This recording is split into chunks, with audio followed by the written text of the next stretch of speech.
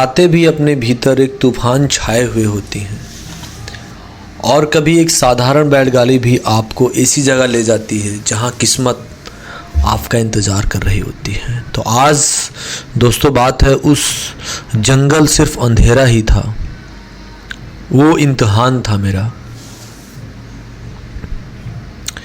गांव के किनारे सूरज ढल रहा था, आसमान में हल्का नारंगी रंग फैला था। राघव अपनी पुरानी बैलगाड़ी तैयार कर रहा था। दो मजबूत बैल नंदू और भोलू धीरे धीरे सांस छोड़ते हुए खड़े थे। राघव को शहर जाना था, लेकिन रास्ता जंगल से होकर जाता था। गांव वाले हमेशा कहते थे, रात में जंगल मत पार करना, डाकू घूमते हैं। पर आज राघव के पास कोई विकल्प ही नहीं था। उसकी बीमार माँ के लिए दवा लाना जरूरी था। धीरे धीरे अंधेरा बढ़ने लगा, ठंडी हवा चलने लगी और राघव ने बैलगाड़ी को जंगल की ओर मोड़ दिया। जंगल में कदम रखते ही माहौल बदल गया। पेड़ों की सरसराहट, दूर कहीं उल्लू की आवाज़, पत्तों पर बैलों के कदमों की धीमी थाप। राघव ने गहरी सांस ली। सब ठीक होगा, उसने खुद से कहा। लेकिन जैसे जैसे गाड़ी आगे बढ़ती गई, जंगल और घना होता गया। चांद और बादलों में छिप गया, अंधेरा गहरा हो गया। कुछ दूरी जाने पर राघव को लगा कोई पीछे चल रहा है। बैल भी बेचैन होने लगे। कभी दाएं झाड़ियों में आवाज़ आती तो कभी बाएं पेड़ों के पीछे से कोई हलचल। राघव ने आज आवाज़ लगाई, कौन है वहाँ? जवाब कुछ नहीं आया, सिर्फ हवा की सीटी। अचानक राघव ने रास्ते में देखा, सफ़ेद दाढ़ी वाला बूढ़ा साधु दिखाई दिया।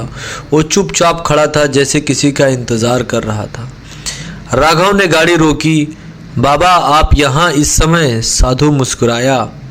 रात लंबी है बेटा, और जंगल में वैसा भी कोई कैसे दिखता है?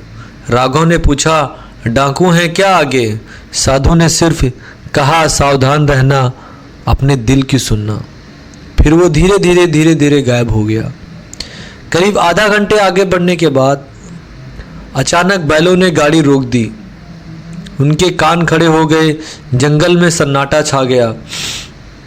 और फिर रुको, चारों तरफ से मसाले जल उठी। काले कपड़ों में डाकू गाड़ी को घेर चुके थे। उनका सरदार आगे आया, लंबा चौड़ा, चेहरे पर गहरी दाढ़ी और आंखों में खतरनाक चमक। ये देखकर राघव डर गया। राघव से उन्होंने पूछा, क्या ले जा रहे हो? राघव ने उसे गुर्रा कर पूछा। राघव हैरान था, आपको मेरा नाम कैसे पता है? सरदार हंसा, जंगल में पत्ता भी हिलता है तो हमें खबर होती है। डाकुओं ने गाड़ी की तलाशी ली, उसके पास कुछ खास नहीं मिला। सरदार बोला, तू गरीब है पर बहादुर भी। हम तुझे जाने देंगे, लेकिन बस एक शर्त पर। राघव ने पूछा, क्या शर्त है आपकी सरदार? सरदार ने इशारा किया, इस जंगल के बीचों बीच एक पुराना खंडर है, वहां से एक डिब्बा लाकर दे दो, फिर तू आज़ाद। राघव डर गया। वो खंडहार भूतिया माना जाता था, लेकिन उसकी माँ की दवा और जान बचानी भी मजबूरी थी। राघव काफ़ी टाइम को सोचता है। उसने हामी भर दी।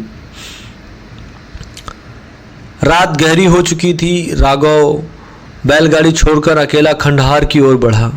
पेड़ों की शाखाएं जैसे हाथ बनकर उसे रोकने की कोशिश कर रही थी। कभी दूर से किसी जानवर की चीख, कभी पत्तों की तेज सरसराहट। राघव का दिल तेजी से धड़क रहा था और उसको डर भी लग रहा था कि आगे क्या होगा। खंडहार पहुंचकर उसने देखा, दरवाजा आधा टूटा हुआ था। अंदर अंधेरा था और ठंडी हवा। राघव डर गया। अंदर जाते ही उसे लगा जैसे कोई उसे देख रहा है, लेकिन उसने हिम्मत जुटाई। कमरे के बीचों बीच एक पुराना लकड़ी का डिब्बा रखा था। उस पर धूल जमी हुई थी बहुत सारी। राघव ने उसे उठाया। डिब्बा हल्का था लेकिन अजीब गर्म। अचानक पीछे से आवाज आई, उसे मत छूना। राघव मुड़ा, वही बूढ़ा साधु खड़ा था। साधु बोला, ये डिब्बा खजाना नहीं, सांप है। डाकू इसे खोलेंगे तो पूरा जंगल खतरे में पड़ जाएगा। राघव घबरा गया, तो मैं क्या करूं? साधु ने कहा, तो इसे वापस मत ले जाना, इसमें नदी में बहा देना, जंगल बच जाएगा और तू भी। राघव ने साधु की बात मानी और डिब्बे को लेकर नदी की ओर भागा। डाकुओं को शक हो गया था, राघव का पीछा किया। जंगल में मसालों की रोशनी दौड़ रही थी, घोड़ों की टप टप आवाज गूंज रही थी। राघव नदी तक पहुंचा और बिना सोचे डिब्बा को पानी में फेंक दिया। डिब्बा डूबते ही अचानक तेजी से हवा चलने लगी। जंगल में अजीब सी शांति फैल गई। डाकू वहीं रुक गए, जैसे किसी अदृश्य शक्ति ने उन्हें रोक दिया हो। फिर साधु प्रकट हुआ, तूने सही किया बेटा, अब जा, तेरी माँ तेरा इंतजार कर रही है। राघव बैलगाड़ी तक लौटा। बैल शांत थे, जैसे कुछ हुआ ही ना हो। धीरे धीरे सुबह होने लगी। सूरज की पहली किरणों ने जंगल को सुनहरा कर दिया। राघव शहर पहुंचा, दवा ली और घर लौटा। कुछ दिनों बाद राघव की उसी रास्ते से गुजरा, लेकिन इस बार जंगल शांत था और रास्ते में उसे साधु मिला। साथ मुस्कुराया। जंगल ने तुझे अपना दोस्त मान लिया है। राघव ने हाथ जोड़कर प्रणाम किया और बैलगाड़ी आगे बढ़ाई। जंगल की वो रात हमेशा उसकी यादों में बस गई। धीरे धीरे कहानी की लय धीमी होती, आवाज़ मुलायम हो जाती और आपको नींद आने लगती है। सो आई होप दोस्तों आपको हमारी आज की कहानी बहुत अच्छी लगी। अगर हमारी कहानी अच्छी लगी तो चैनल को सब्सक्राइब करना ना भूलें, वीडियो को लाइक करना ना भूलें और वीडियो को ज़्यादा से ज़्यादा आप लोग शेयर करें। मिलेंगे आपको नेक्स्ट वीडियो में। कौन सी कहानी चाहिए हमें कमेंट्स करके बताएं, कौन से टॉपिक पे चाहिए हमें कमेंट्स करके बताएं और हम अगला नेक्स्ट आने वाला हमारा जो वीडियो होगा